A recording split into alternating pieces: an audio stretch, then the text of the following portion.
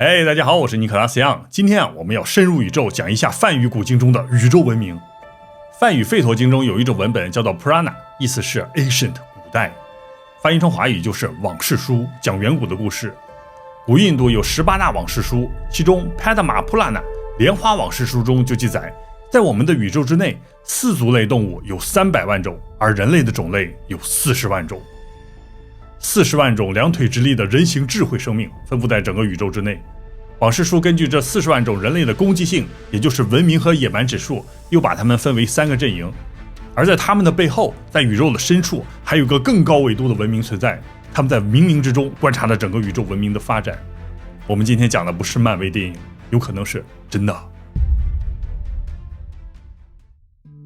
今天的故事可能过于玄幻，但里面充满了不可辩驳的逻辑。这一切必须要从梵语开始，因为梵语被称为神的语言，记载宇宙文明的梵语经文就是神告诉人类的。这个我在以前讲过，今天需要再深入补充一下。梵语这个词念作 Samskrta， 意思是高度精炼，它就像是一种被创造出来的专门记录神的故事的语言。它最大的特征就是精确。比如梵语中表达水有70个单独的词，每个词写的都不一样。表达土地 earth 这个单词有65个。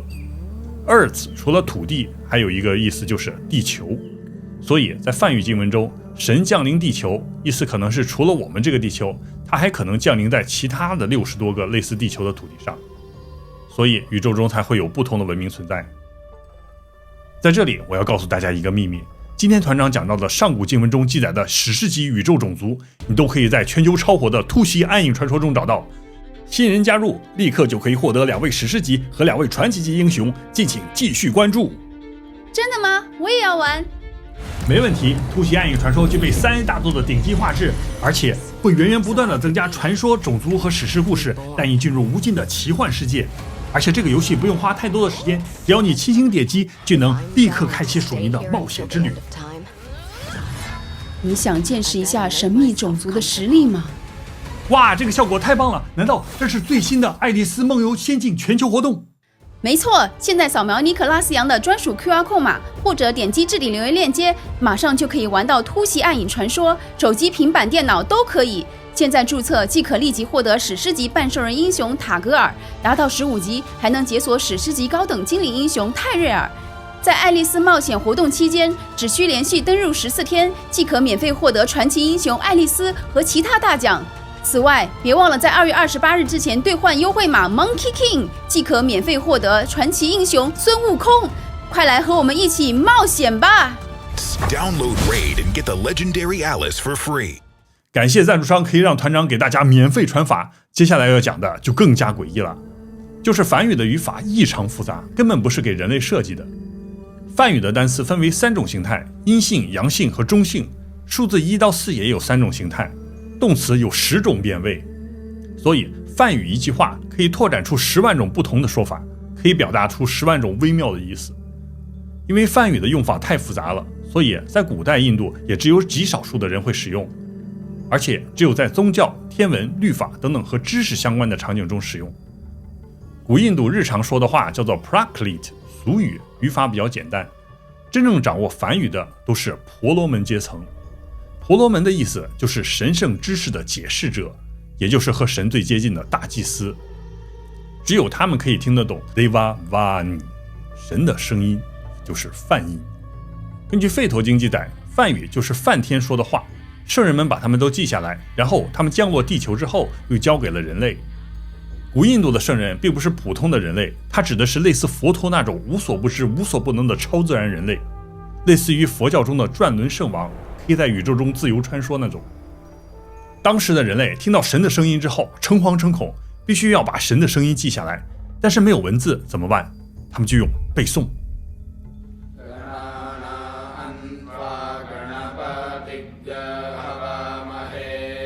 于是梵语所有的经文，包括吠陀经和佛经，一开始全部都是一句一句背下来的。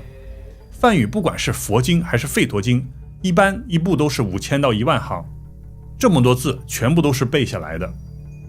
梵语古籍手抄本一共3000多万本，数量是古希腊和拉丁文加起来的100倍。大家可能就有问题了，在没有文字发明之前，古印度人是怎么一个字一个字把它们全部都背下来的？非常神奇，他们使用的是人体区块链硬碟技术，叫做 Patha。 古印度婆罗门把僧人们分为5到10个僧团，第一队人从头开始1、2、3、4句按顺序背。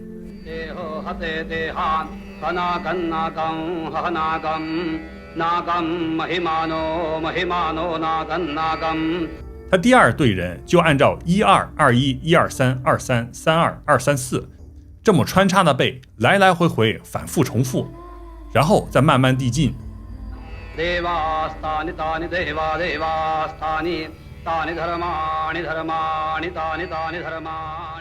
之后还有第3队、第4队僧团，每一队僧团都有固定的背诵顺序和节奏，把这些僧团组合起来，就是一个巨大的人体硬碟阵列。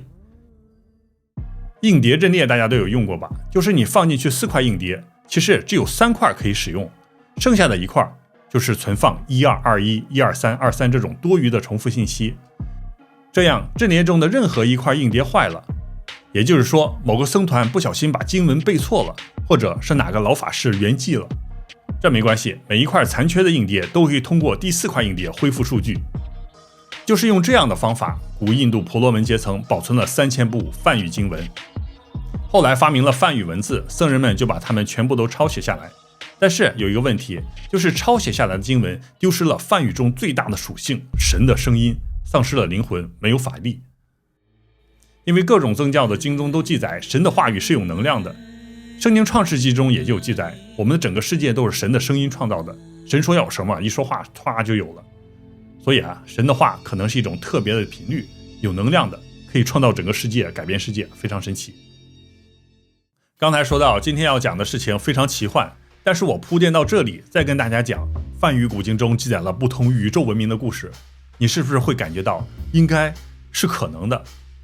要不然3000多万本梵语经文，几百万古印度僧人背了5000多年还不允许出错，这一定里面有一些神秘的远古原因。开头我们提到过，在莲花往事书中有关于人类种族的记载，里面是这么说的：水中共有90万个物种，非移动生物共有200万种类，昆虫和爬行动物共有110万种，鸟类共有100万种，四足动物的种类约有300万种，而人类物种共有40万种。它里面讲的所有的物种加起来是840万，人形动物有40万。40万种人类听起来数字很多，但是现在我们还没有接触外星人，主要是因为我们的这个宇宙太大了。根据 NASA 估算，我们这个宇宙大约可能有2万亿个星系，而银河系里就有大约3亿颗宜居类的星球。所以40万种人类如果分散到银河系里，住在3亿颗像地球一样的星球里，这个人口还不够分，所以我们见到外星人的机会是非常非常渺茫的。不过古代人都见过，把它们都写下来了。下面我就看一下吠陀经中是如何记载的。在吠陀经摩诃婆罗多和罗摩衍那中就记载了远古地球中不同人形种族之间的战争，主要是 Devas 和 Asura 2个派别之间的战斗。Devas 翻译成就是天人提婆，梵语的意思是闪亮的，暗示着他们出现的时候可能会发出耀眼的光芒。离句吠陀中就记载，他们有11个，荣耀地居住在空中，愿你们对我们的牺牲祭品感到满意。天人 Devas 头上都有尖尖的帽子，这个和古埃及神的帽子构造是一样的。另外一个就是阿修拉派别，阿修罗，他们是一种混了天人基因的种族，似神非神，他们曾经被天人族给背叛抛弃，所以阿修罗一族一直对天界充满了愤怒和怨气，发誓一定要灭了天界。这里有点像圣经中天使族和撒旦族的大战。宇宙中除了这2大正邪种族之外，吠陀经还记载了一些附属于他们的类人种族。有一种就是在罗摩衍那中记载的乌塔嘎纳族，他们是湿婆的军队。经中描写，他们是一种来去无踪，好似鬼魂一般的矮小种族，但是战斗力非常强大。他们经常坐在一种叫做 Vimana 的飞行器中出现。Vimana 是什么？就是一种类似金字塔的飞船。埃及金字塔、印度寺庙、佛教寺庙全部都是这种形状。我再给大家念一下《罗摩衍那》第8章第6节，大家看一下这个布塔嘎纳族看起来像什么？哈努曼看到了那架由夜叉操控的空中飞行器，这些夜叉是巨使者，脸上佩戴着饰品，使其更加美丽。他们在天空中游荡，同时还有千万的神灵，他们有巨大翻滚的圆形眼睛，他们的飞行器具备极高的速度，他们在一起共同飞翔。哈努曼就是孙悟空的祖先人猿族，他们在远古参加了一场天神之间的大战。当时人猿首领哈努曼看到天空中唰的一下，突然布满了无数个维玛纳舰队，遮天蔽日。舰队的首领是一个夜叉族，说他是巨使者，意思就是他的嘴非常大，尖牙利齿，看起来非常丑。但是他的头上或者是脸上戴着一种会发光的头盔或者是面罩，让他们看起来很美丽。然后主舰的后面跟着无数的飞船，里面坐的是布塔嘎纳，他们的眼睛非常大，可以上下翻滚。我在巴布亚新几内亚热带雨林这一集中详细讲过，他描写的就是传说中的小灰人，或者是台湾的摩西纳。他们经常神出鬼没，劫持人类。其实他们就和夜叉一样，都是蜥蜴人的一种。他们乘坐的飞行器在吠陀经中叫做 Vimana， 梵语的意思是穿越、测量。从字面的意思来看，他们可能是一种侦察类的测量船，来地球探测用的。维纳玛平常出现在天上的时候，看起来就像太阳一样发着光。罗摩衍那122章战斗篇中就写道，一个名叫普什帕加号的维玛纳飞船，它如太阳般耀眼，原本属于我的兄长，却被强大的罗波那夺走。这架卓越的飞行器可以随心所欲地飞往任何地方。这辆战车宛如天空中明亮的云朵，而国王登上了它。这架非凡的战车在罗须那的命令下腾空而起，飞向更高的天空。维玛纳有一种特性，就是在侦察状态下，尤其是出现在地球的凡人面前，就会进入隐身状态。它的表面会体现出一种像水晶一样的透明，你不仔细是看不见的。在摩诃婆罗多第1章64节中写道，这辆天界战车令众神愉悦，在天空中晶莹剔透，我以仁慈的赐予你，它将降临于你身旁，唯有你将乘坐这辉煌的战车，凌驾于众凡人之上，宛如神圣化身，翱翔天际。我们经常听到港台武侠电视剧里经常讲救人一命胜造7级浮屠，7级浮屠的来源就是 Vimana。 根据吠陀经中记载， Vimana 就是7层楼高。 Vimana 和浮屠都是给梵天和佛祖的宝座。在佛教中，大乘佛教和小乘佛教中的乘，梵语念作 Yana， 意思就是交通工具。你要学习佛法去西天极乐世界，就是要找到一种交通工具，不论是内心修炼，从精神上穿越过去，还是坐上 Vimana 亲自自己飞过去，都是要有一个载具，有个交通工具带着你去西方极乐世界。但是人体的这个肉体在天界无法持续太久，不能自己亲自去，这个在后面会讲到。还有一部梵语经文叫做 Samarangana， 意思是战场舞台的建筑师，就是造飞船的。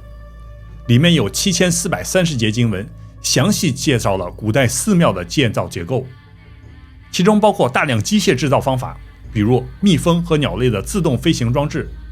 里面还记载了可以自动跳舞的机器娃娃。然后他还介绍了 Vimana 到底是一个什么东西。在书中他介绍它是一个形状像寺庙的重型飞行装置，分析了里面的结构，说 Vimana 里面有一个燃料室，燃料室中间有一个巨大的容器，容器里面放着像水银一样的液体金属，燃料放出的能量可以加热这个水银一样的金属，然后用某种方式可以让整个飞行器飞行起来。具体怎么设计怎么制造，经中没有写，为什么没有写，它里面也给你详细解释了。这些机器的结构没有被解释，并非因为知识不足，而是出于保密的考量。在这方面，人类应当明白其中的缘由。他的秘密一旦泄露，这个世界将没有好果子。Not fruitful 就是这么说的，没有好果子。这很明显，古代的圣人就知道，如果人类明白维纳纳是怎么建造的，肯定第二天地球就被人类给炸没了。所以这就是秘密，可能在经中都写了，但是我们无法破译。在吠陀经还有佛经中，有一些话说的不是很明白，就是因为他们要保存这个世界中的最隐秘的秘密。他们把这个秘密分为两类，一类叫做 Aparavidya， 意思是常识，意思是你自己读就能读明白的知识。另外一种叫做 Rapavidya， 超感官知识，就是那一种听起来你就觉得不可思议的知识啊，不可能。这种知识必须有人给你解释才能明白。比如佛教的六神通、吠陀经中的曼陀罗，还有 Daivavidya 天界知识、灵魂转世之类的，这种超感官知识必须有人解释才行。而这种超感官知识又分为三种，第一种叫做 Guya 秘密的，第二种叫做 Guyataran 更加秘密的，第三种叫做 Guyataman 最秘密的。这些知识都是一层一层递进的，最后探讨的都不是地球上的知识了，都是量子物理，需要4位一时直接穿越进入宇宙阿卡西图书馆的那种知识。人类的意识如果接入到这种知识，就会变得无所不知。当时释迦牟尼在菩提树下打坐49天的时候，他的意识就进入了宇宙，读取了过去、现在和未来的知识。所以在释迦牟尼悟道的49天里，全宇宙可以接入阿赖耶识的高阶种族都感受到了异常，这是一种全宇宙级的觉醒事件。所以在华严经中就写道，佛现正觉，天龙八部、夜叉罗刹皆来礼敬。当时全宇宙的种族一下就感到有一种震动，于是他们就顺着信号来到地球，想要见证奇迹。大家可以先看一下我之前讲过的燃灯者预言，释迦牟尼觉醒的详细记录，我以后给大家详细分析。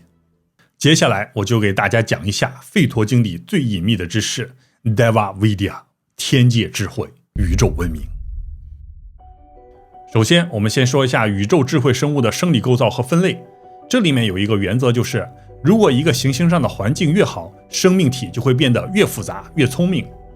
比如地球上的恐龙，如果它们被带到比地球条件更好的星球上，它们就可能进化成更聪明的恐龙，等到它们再回到地球的时候，它们就是蜥蜴人。所以我们先从简单的开始，在吠陀经阿擦拉瓦中就记载了一种单细胞生物，叫做 Klimayas。 它是一种像细菌或者是病毒的生命，但是它是具有智慧的，它可以和人类一样思考，能在地球上操控人群，发动战争和瘟疫，还可以建造城市和宇宙穿梭。但是它们非常害怕高温，所以从这里可以推测，它们的母星可能是一种阴暗潮湿的星球。第二种是复杂一点的，属于 Klimayas 的分支，叫做 Salabas。 它们是节肢动物，有8只脚，和蜘蛛一样。在地球高氧环境下，它们的体型就变得非常庞大，而且非常聪明。在博家梵往事书中称它们为鲁鲁族，里面就提到它们一开始并不是生活在地球上。第三类就是 Ludlanas， 意思是爬行类蜥蜴人。蜥蜴人是被划分到阿修罗阵营的，主要是 Naga 族和 Ulaga 族。Naga 就是纳迦龙族，他们的头部像蛇或者是龙。Ulaga 族大家可能听说过，他们就是传说中的女娲族，上半身是人类，下半身是蛇。Ulaga 族是比较善良的，纳迦族就比较凶狠。纳迦族曾经和天人族发生了战争，绑架了一位婆罗门天人的孩子，于是婆罗门就赶紧召唤了强大的湿婆，把纳迦叛军全部给歼灭了。从此纳迦族就全部归顺了天人族，湿婆从此也被称为纳迦王。经中记载，纳迦和乌拉嘎的星球是在地球的下方，可能意思是远离阳光。所以吠陀经中描写，他们在出门的时候，每个人的头上都会带着一颗水晶，可以照亮前方的路。说完爬行类，接下来就是 Pasunas， 意思是哺乳类，有点像狮子一样，有像牛半人马那种的。然后还有鸟类文明 Pixanas， 他们生活的星系叫做 Kinalaloka， 他们长着羽毛和翅膀，可以和人类一样思考和说话。他们生活的地方必须要有阳光和氧气，所以地球可能是他们最喜欢的地方。我们之前讲过，古埃及和复活节岛上出现的太阳神拉，还有鸟人族，他们就属于帕基斯纳斯文明。细思极恐，还是非常巧合，有这种鸟类神出现的地方，都会有一种信仰被称作太阳神。大家回忆一下。另外再讲一个知识点，日本神住的地方叫做什么？大家知道吗？叫做鸟居。鸟居之外是凡人的地方，鸟居之内是神的结界。而且日本最大的神叫什么？天照大神，就是太阳神的意思。大家可以看一下这一集啊。接下来就是我们的重点，马努纳沙类人族，这里包括天神阿修罗、飞天、西达斯、圣人等等。这里讲的圣人不是那种孔子、老子之类的，是那种具有无限感知、无限知识、无限力量的超级人类，有点像释迦牟尼、佛陀、转轮圣王之类的。最后还有一类是灵体类生物，能量体、圣灵或者鬼魂之类的。之前我们讲过的光阴天人就属于这一种。薄伽梵往事书中的第3卷和第5卷中写道，以上的这些生物居住在宇宙中的3个层次中，最高层叫做萨瓦拉嘎，天人、天使、圣人居住的层次。摩诃婆罗多就记载，曾经有一个人类王子叫做阿拉朱那，他的父亲就是神因陀罗。有一次他的父亲就带着他回到斯瓦拉嘎星系中去见见世面。阿朱那登上了飞行器，在航行的途中就看到宇宙航路中有数千艘飞马飞船在不停地来回反复，和高速路一样。等到他来到了天人星系的主星阿玛拉瓦提的时候，他看到这里所有的建筑既不需要太阳也不需要月亮的光去照亮，它们就可以自己发光。他去的地方仿佛是一个度假村，有美妙的音乐和舞蹈，漂亮的树和花朵，还有美味的食物等等，非常美好。但是人类在天界不能待太久，因为经中写道，他们享受了斯瓦拉嘎的广阔世界，但他们的业耗尽了，只能进入凡人的世界。这个业到底是什么没有说，有人说是善行，以前积的德不够了，但是如果是宇宙的话，可能是宇宙辐射受不了了，或者是缺少某种元素，人类必须回到自己的星球。宇宙的上层天界星系说完了，我们再说中间的一层，叫做布洛卡，里面有7个大洲，我们地球所在的地方就是里面的占卜洲。我在7个地球这一集中讲过啊，在希伯来传说中，上帝创造了亚当，然后就带着亚当穿越了7个大洲，每个大洲都有着不同的生物，大家有空可以研究一下。最后就是宇宙的最下面一层，叫做帕塔拉，字面翻译是脚下的，暗示它是在宇宙比较偏远的地方。也有人把它翻译成与天界相反的地方，叫做冥界。冥界就是阿修罗、纳迦、夜叉等等长得非常丑的种族住的星系。